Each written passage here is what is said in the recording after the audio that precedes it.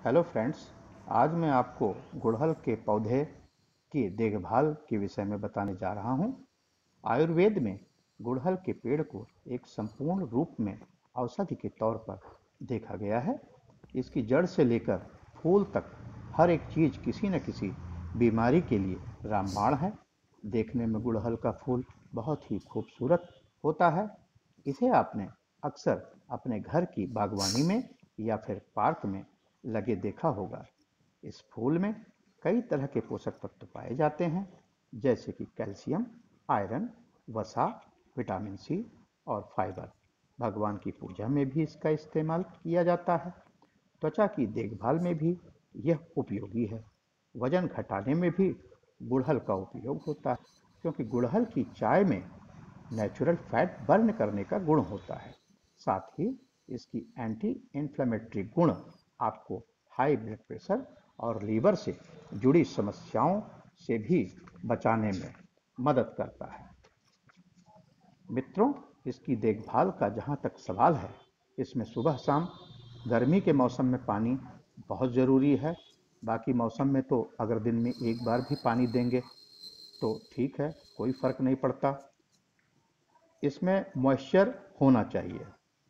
और रही बात इसकी मिट्टी की, तो इसकी मिट्टी जब भी गमले में आप डालते हैं, जब भी आपको पौधा लगाना है, तो ध्यान रहे सॉइल 2 भाग होनी चाहिए, वर्मी कंपोस्ट 1 भाग होना चाहिए और रेत का 1 भाग होना चाहिए। इस तरीके से आपने मिट्टी को, वर्मी कंपोस्ट और रेत को मिला करके गमले में मिट्टी भरनी चाहिए।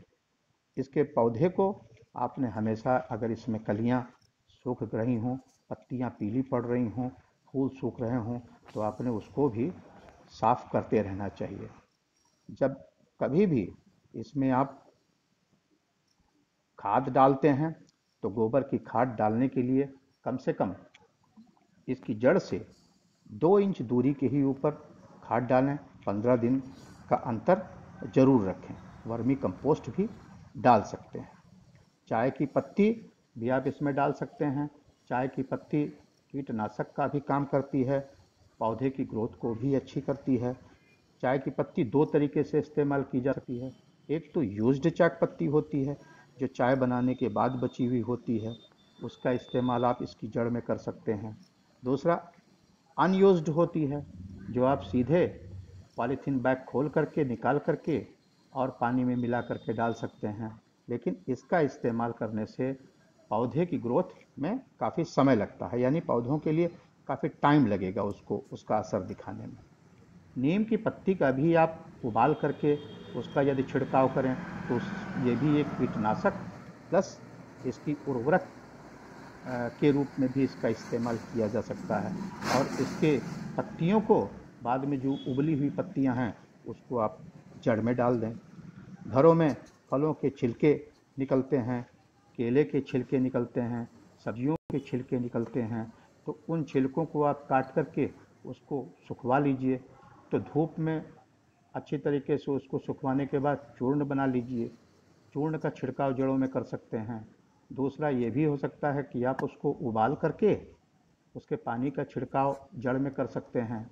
और इस तरीके से आप अपने गुड़हल के पौधे को अच्छा बना सकते हैं। मित्रों, हमारा वीडियो यदि आपको अच्छा लगा हुआ हो तो आप इसको लाइक करें, शेयर करें और सब्सक्राइब करें। Happy gardening, take care. धन्यवाद।